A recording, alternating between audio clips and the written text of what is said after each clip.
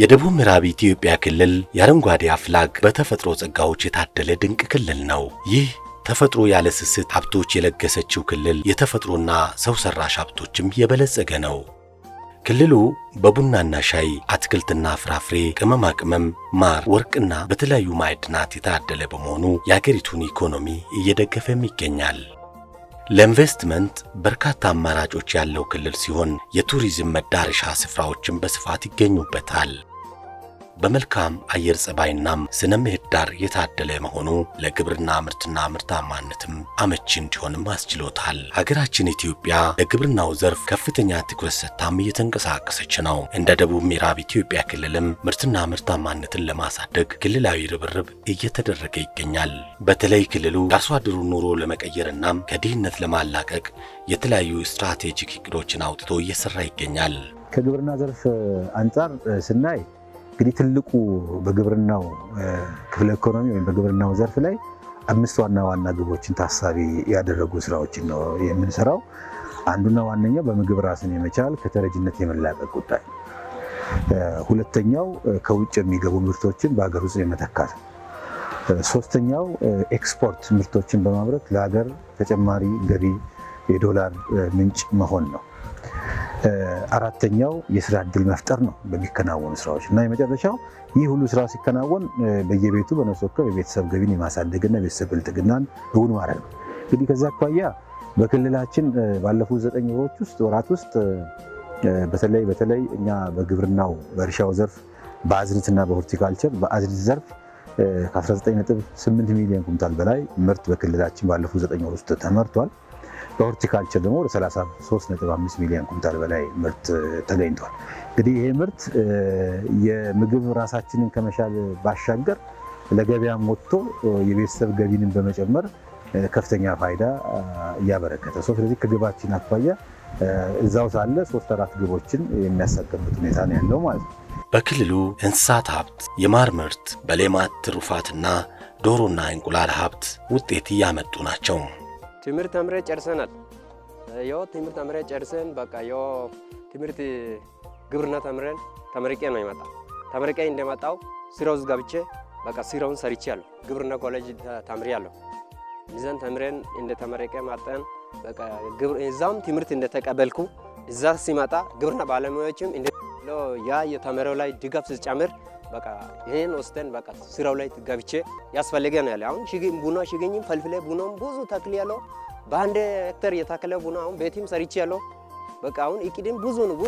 ስራው እነሱ ጋር ስለተቀበልኩ ብዙ ስራ ስለማሰራት ጋና ያቀጥኩ የሄድኩ ነው ያለ አምራይ እንደወጣን በቃ ከመንግስት አልጠብቅም ሙያውን ይዘ ወደ ማሰጋባለው ብዬ ማተ በቃ ማሳ ላይ ሙያውን አስቀምጠው ነው ያለ አባቱ ያለን ማራት ለና ተሳንቲቆ ስለሰጠን ያዝች ማሳ ላይ እንደተመረው ማሰራት አለብን ብለን ማተን የተመረው ዕውቀትን ወደ ማሳ ላይ አስቀምጬ አሁን በተለያየ በእርሻም ማሳ ያለው ሙሉ በቃ በበቁሎም ያለው ማሳውን ሙሉ በሙሉ ሰርቼ ጨርሼ በቃ ብዙ ንብረት ነው አለ። በዚህ ምክንያት አሁን ቤትም ሰርቻለሁ። ቤት ያለው ብዙ ላሞች አሉ። ከብትም አለ በሬም አለ። በቃ ያለው በቆሎ ምንም በቤት ነው የሚጠቀመው። ስለዚህ በተመራው መሰረት የተመራ ትምህርቱን የት ነው ሲል አይ ከመንግስት አልጠብቅም ከማሳ ሳያለው አሁን እኔ ጋር የተመረው እኔ ጓደኞች እኔ ማሳ ላይ ያለው እኔ ጋር የራሱ መቶ እውቀቱን የተቀበለ ነው ያለ። ስለዚህ አሁን ብዙ ማሳ አለን። መንግስት ማጠበቅ አያስፈልግም። እኛ ጋር ያለው ጎረቤቶችን ተምረ የጨረሰዎችን እንደዚህ ብለ ያስተምርን። መንግስት ብቻ ማጠበቅ የለብን። እጅ አለን፣ የሚያሰብ አይምሮ አለን። እንዴት ለመንግስት እንጠብቃለን? ሙያን ወደ ማሳ ሊያውርድ አይምሮ የሚሰራ አይምሮ ካለ አይምሮውን ወደ እጅ ወደ ማሳ ሊድ ብዬ ያስተምርን። በቃ ያው ብዙ ሰርቻለሁ። እግዚአብሔር ይመስገን። ያው መንግስትም እኛን የደገፈ ነው። ያው ባለሙያዎችም በጣም አመሰግናለሁ። ባለሙያ የራሱም እኛን በጣም የደገፈ ነው። እንደውም እዚህ የተመደበው ባለሙያን በጣም አመሰግናለሁ።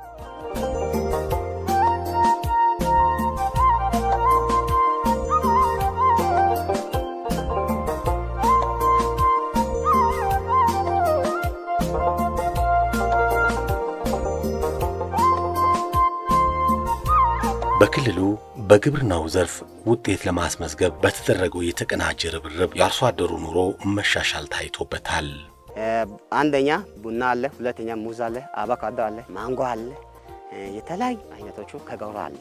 እኔ ሰርቼ ያገኝኩት ደግሞ እንደዚህ ብዬ ለነሱም እነግራለሁ። እነሱ ከእኔ ይቀበላሉ። እኔ ከባለሙያ እንደቀበልኩት ደግሞ ለነሱ ከ75% በላይ ለነሱ እውቀቱን እሰጣለሁ። እነሱ ከእኔ ይቀበላሉ። እሰራለሁ። 3 ሴቶችና 3 ልጆችና አንድ ወንድ አራት አሉ። አራቱ አንደኛው 6ኛ ክፍል ናት፣ ሁለተኛው 5ኛ ክፍል ናት፣ ሶስተኛው አሁን 2ኛ ክፍል ነው ያለው። ክልልም ሁሉ ጊዜ መተው ይደግፋሉ። የኔ ክፍተትም ካለ ቢናገር ከነሱ ቀብላለሁ። የነሱ ካለ እውቀቱም ከነሱም ወስዳል፣ እነሱም ደግሞ ከኔ እውቀት ይወስዳል። በጋራው ተባብረ ይሰራ ለውጥ ይመጣል። ከዚህ በቤት ከጎጆ ቤት ነው ነበርኩት። አሁን ከመንግስት እውቀት እንዳገኝኩት ራስ እንደተማርኩት ህዝብን ለማስለወጥ ከጎጆ ወደ ቆርቆሮ ቤት ቆርቆሮ 47 ቅጠል ነው ሰርቻለሁ። ደግሞ ከዚህ ከከተማ አሁን ቤትም አለ ወጥቻለሁ። ከዚህ እውቀቱ ለአርሶ አደር እየሰጠው እያከፈልኩት ግማሽ እያከፈልኩት የራስን የጠቀምኩት አሁን እነሱ አለ ካፒታል ከሚሊዮን በላይ ነው ካፒታል ያለው። ስለዚህ ራስን ለማስተዳደር ለመጠበቅ አካውንት ቡክን ከፍቼ አካውንት ላይ አስቀምጫለሁ። የክልሉ መንግስት የአርሶ አደሮቹን የማምረት አቅም ለማሳደግ ልዩ ትኩረት ሰጥቶ ከመስራቱም ባሻገር በተለያዩ ጊዜያት እስከ አርሶ አደሩ ማሳ ከፍተኛ አመራሩ ድጋፍና ክትትልም ያደርጋል። አስፈላጊውን ምቹ ሁኔታዎችንም ይፈጥራል። ከ5 ከ6 ዓመት ወዲህ በግብርና አርሶ አደር ላይ ቆይቻለሁ።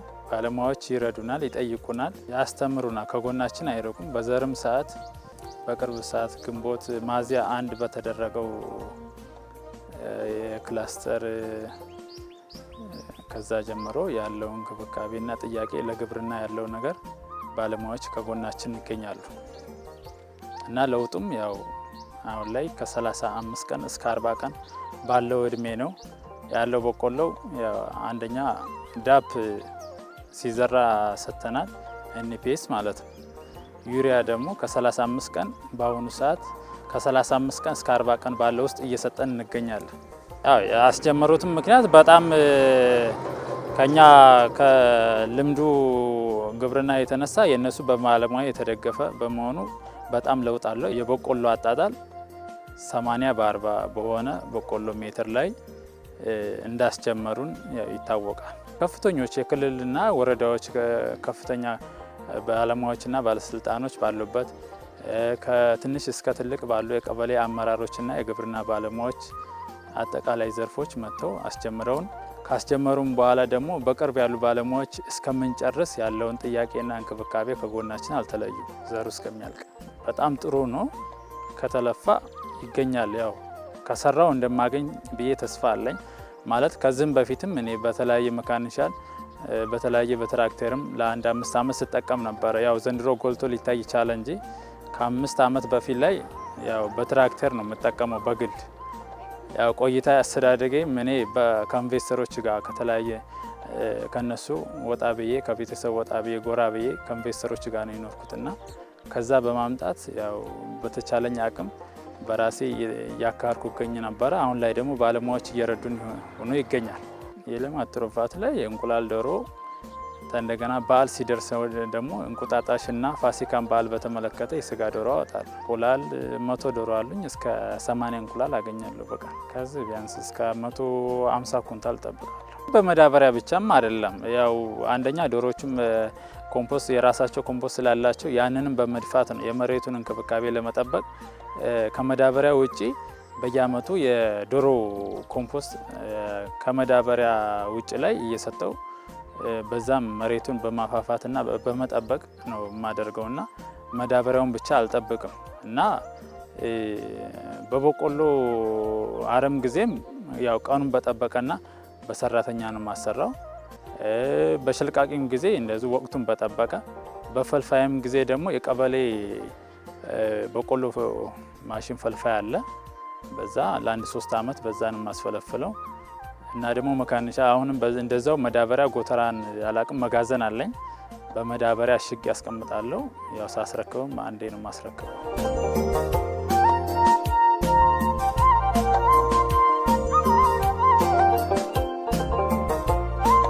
በአርሶ አደሮቹ ምርት ማደግ በየደረጃው ያለው አመራርና ባለሙያው ብሎም የባለድርሻ አካላት ድጋፍና አስተዋጽኦ ቀላል አይደለም።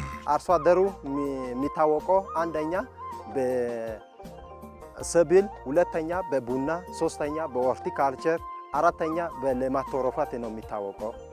ይሄን ሲል ሰብሉን እንግዲህ አሁን ከዚህም በፊት አርሶ አደር በተጓደለ ነው ሲዘራ የነበረ። ቴክኖሎጂውን ለመጠቀም ቻሌንጅ ነበረ። አሁን እንደ በፊቱ አይደለም፣ ተስተካክሎ አርሶ አደር በጣም ምርትና ምርታማነቱ በአርሶ አደር ላይ ከፍተኛ ውጤት እያስመዘገበ ነው ያለ። ቴክኖሎጂን ተጠቅሞ አትክልቱንም፣ ሽንኩርትንም፣ ጥቅል ጎመንም፣ ካሮትንም ዘርቶ በጣም ውጤታማ የሆነ ነው። በአርሶ አደሩ ማሳ የተመደቡ የግብርና ባለሙያዎችም የአርሶ አደሩን ስራ ሌት ተቀን ይከታተላሉ። ግንዛቤያቸውንም ከፍ ለማድረግ ይተጋሉ። ሙያዊ ድጋፍና ክትትልም አይለያቸውም። እንግዲህ ከግብርና ስራ ሲነሳ መጀመሪያ ከድጋፍና ክትትል ሲነሳ ከማሳ ዝግጅት ጀምረን አርሶ አደር ማሳን እስካሁን ድረስ አርሶ አደር ማሳን ለማለት ይቻላል። ከማሳ ዝግጅት ጀምረን ዘር ሲዘራ፣ እርሻ ሲታረስ፣ ዩሪያ ትሪትመንት፣ በቆሎ እንዴት እንደሚጣል፣ መዳበሪያ እንዴት እንደሚደረግ ከአርሶ አደር ጋር ነው። እቺ ማሳዋ ብቻ ዳኒቲ አንድ ክላስተር ትባላለች። የያዘችው ደግሞ ማሳ መጠን ሁሉም በግብዓት ነው የዘሩት። ከክልል ጀምሮ እስከ ቀበሌ ከፍተኛ አመራር ጋር ነው ያዘራ ነው።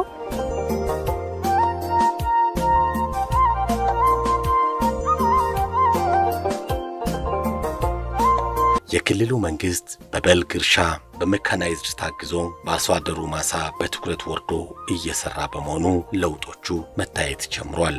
እንግዲህ በወረዳችን የግብርና ልማት ስራዎች ዋና ዋና የግብርና ምርትና ምርታማነት ግቦችን ታሳቢ ባደረገ በሁሉም ዘርፎች የግብርና ልማት ስራን ለማሳለጥ ከከፍተኛ አመራሩ ጀምሮ በንቅናቄ እየተመሩ ነው ያሉት።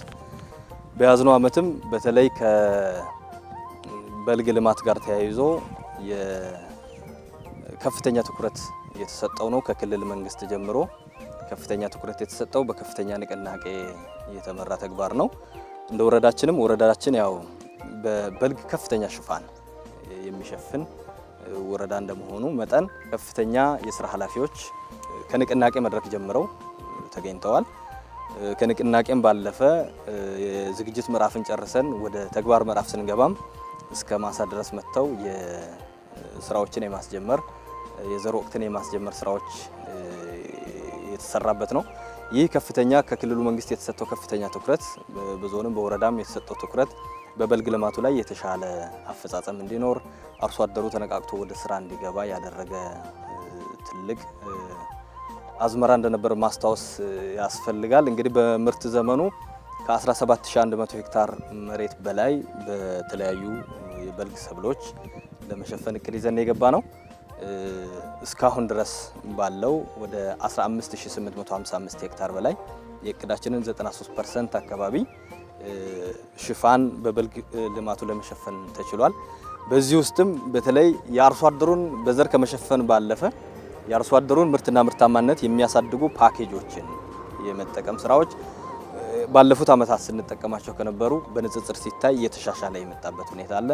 ያም አንደኛው የሜካናይዜሽን ስራ አርሶ አደሩ ወደ ሜካናይዜሽን ስራ እንዲገባ የማስቻል በኩታ ገጠም አርሶ አደሩ በክላስተር እንዲያመርት የማድረግና የአፈር ማዳበሪያና የተፈጥሮ ማዳበሪያዎችን የመጠቀም ልማዱ እየተሻሻለ የመጣበት ሁኔታ አለ። በዚህ ዓመትም የበልጉን ስራ ውጤታማ ለማድረግ ከ3450 በላይ የኤንፒኤስ ማዳበሪያ ከ3700 ኩንታል በላይ የዩሪያ ማዳበሪያ እንዲሁም ከአርሶ አደሩ ካሉት እንስሳቶች የሚያመርተው የተፈጥሮ ማዳበሪያዎች ተጠቅሞ ምርትና ምርታማነት በአመቱ ያዝነውን የምርትና ምርታማነታችን ግብ ለማሳካት አርሶ አደሩ ርብርብ እያደረገ ያለበት ሁኔታ ከከፍተኛ አመራሩ ጀምሮ ደግሞ አመራሩም ክትትል እያደረገ ያለበት ሁኔታ ነው ያለው። እስካሁን ባለው አፈጻጸም ከማሳ ሽፋንም አንፃር ከቴክኖሎጂ ሽፋንም አንፃር በቴክኖሎጂ ግባችን ቢያንስ ከአጠቃላይ ማሳ 40% ሽፋን በቴክኖሎጂ መሸፈን አለበት የሚለውን ግብ ይዘን የተንቀሳቀስን በተፈጥሮና በሰው ሰራሽ ማዳበሪያዎች ሽፋኑን እያሳካን ያለንበት ሁኔታ ነው የሚታየው። ይህ በልግ እርሻ በክልሉ ከፍተኛ አመራር መሪነት የተዘራ ሲሆን በአሁኑ ሰዓት የበቆሎው እድገት በጥሩ ቁመና ላይ ይገኛል። የተሻለ ምርትም ይገኛል ተብሎ ይጠበቃል። አርሶ አደሮቹ የተለያዩ ሰብል ምርቶችን ከማልማታቸውም በላይ ክልሉ ትኩረት ባደረገው የሌማት ትሩፋትም ተጠቃሚ መሆን ጀምሯል። ቀርጫ ከተማ አስተዳደር ላይ ዶሮ እርባታ ላይ ነው የምሰራ። ስራው አሪፍ ነው እግዚአብሔር ይመስገን እና እኛ ፋርም ላይ ወደ 510 አካባቢ ዶሮች አሉ እና በጣም አሪፍ አድርገን እየሰራ ነው ያለ ነው። እንቁላልም እየጣሉ ነው። ገበያ ትስስሩም ያን ያክል እያስቸገረን አይደለም። ሰው መጥቶ ከፋርም እየወሰደ ነው እና እኛ ደግሞ የምናቀርበው ለሆቴል ለነጋዴ ሳይሆን ለማህበረሰቡ ነው። ማህበረሰቡን ተጠቃሚ ለማድረግ ተብሎ ነው ሼድ መጀመሪያ የተሰራ። ከተማ አስተዳደሩ ባመቻቸልን ስራ እድል ገብተን እግዚአብሔር ይመስገን ጥሩ እየሰራን ነው ያለ ነው እና ገበያ ትስስሩ ላይ ምንም ችግር የለም። ሰው መጥቶ ከዚህ ከፋርም እያወጣ ነው እየወሰደ ነው ያለው። አሁንም እንዳያችሁት አንድ 3 ሰው መጥቶ ወስዶ ነው የሄደው እና አሪፍ ነው፣ ምንም ችግር የለውም። እኛ ሼድ ውስጥ ያሉት ወደ 510 ዶሮ ነው በእኛ ሼድ ውስጥ ያሉት። በእኛ ማህበር ውስጥ ወደ 510 ዶሮ ነው ያለው እና ከዛ ውስጥ በቀን እስከ 450 እንቁላል እናገኛለን በየቀኑ ማለት ነው።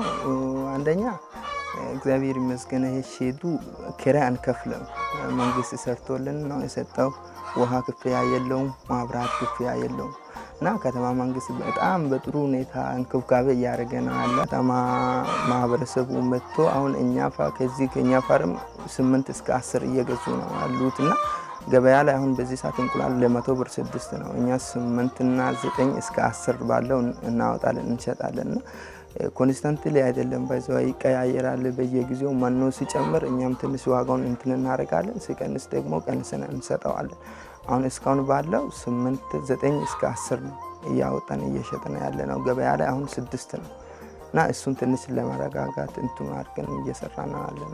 ወጣት ከኛ መማር ያለበት ነገር አንደኛው እውነቱን ለመናገር ስራ መናቅ ያለባቸውን ብዬ አስባለሁ። የደቡብ ምዕራብ ኢትዮጵያ ክልል መንግስት በክልሉ ያሉትን ጸጋዎች በመጠቀም የአርሶ አደሩን የማምረት አቅም በላቀ ደረጃ ለማሳደግ ግብርና ዘርፉን ማጠናከር ላይ ትኩረቱን አድርጎ እየሰራ ባለው እንቅስቃሴ ውጤት እየተመዘገበ ነው። ሌላው ተኪ ምርቶችን በተለይ ስንዴና ሩዝን በሀገር ውስጥ የማምረት ሂደትን በሚመለከት በተለይ በክቡር ጠቅላይ ሚኒስትራችን ኢኒሼቲቭ በተለይ በጋ ስንዴ ተብሎ ኢንትሮዲውስ ከተደረገ ወዲህ እንደ ሀገር በሚሊዮኖች ሄክታሮች የተከናወኑ ያሉ ስራዎች አሉ። እኛም በዚህ ረገድ ውስጥ በተለይ በስንዴና በሩዝ ምርት ላይ በመሳተፍ ባለፉት ጥቂት ዓመታት ውስጥ በ3 ዓመታት ውስጥ ምንም ካልነበረበት የበጋ ስንዴ አሁን ባለንበት እስከ 5000 ሄክታር የደረስንበት ሁኔታ አለ። ይሄ ደግሞ እንግዲህ ሀገራዊ ከውጭ የሚገባውን ስንዴ እንደ ሀገር ከሚያስቀሩት ውስጥ የራሳችን ኮንትሪቢዩት እያደረግን ያለንበት ከ26000 ሄክታር በላይ ሩዝ እዚህ ክልል ውስጥ ሩዝ አይታወቅም። እስከ 150,000 ሄክታር ሊደርስ የሚችል ሩዝ ፖቴንሻል አለ። ባለፉት 9 ወሮች ውስጥ 26000 ሄክታር በላይ የሚሆን ሩዝ አምርተናል። ምርታማነቱም በጣም የተሻለ ነው። ስለዚህ በአሁኑ ሰዓት በክልላችን ሁሉም ዞኖች ላይ ሄደ በተለይ አንዳንድ ታች ወደ ውሃ አጠር አካባቢ የሆኑ እንዲሁም የተለያዩ አካባቢዎች ላይ ብንሄድ ያለውን ዝናብ በመጠቀም ሩዝን በማምረት ህብረተሰቡ እንዲጠቀም እየተጠቀመ ያለበት ሁኔታ አንዱ በግብርናው ዘርፍ የታየ ጉዳይ ነው። ቡና በስፋት እናመርታለን። እስካሁኗ ሩብ ዓመት 36500 ቶን በላይ የሚሆን ቡና ለማዕከላዊ ገበያ አቅርበናል። በመስኩም ዘላቂነትና ቀጣይነት ያለው ውጤት እንዲመዘገብ ሁሉን አቀፍ ርብርብ ተጠናክሮ መቀጠል ይኖርበታል። የክልሉን የግብርና ዘርፍ እንቅስቃሴን ትኩረት ያደረገው ዶኩመንተሪያችን ይህንን ይመስል ነበር። አማኑኤል ኃይለ ነኝ። ሰላም።